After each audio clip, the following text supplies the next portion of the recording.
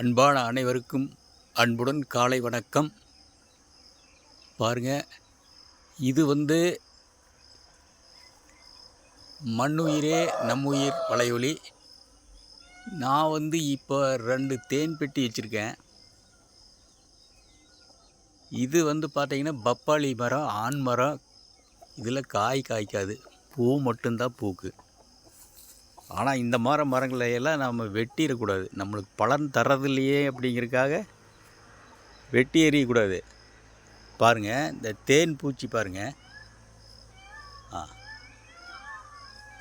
இந்த தேன் எடுக்கிறதுக்காக தேன் பூச்சி வருது பாருங்கள்.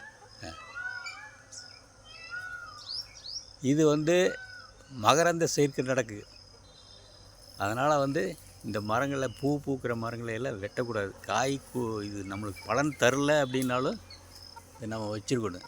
பாருங்கள், எத்தனை தேன் பூச்சி பாருங்கள். இந்நேரம் தேன் சேகரிக்குது. இந்த ஆண் மரத்துலேருந்து அப்படியே இது பெண் மரத்துக்கு போய் இது பண்ணும்போது அது அப்படியே காய்க்கி நல்லா மகசூல் அதிகரிக்கு.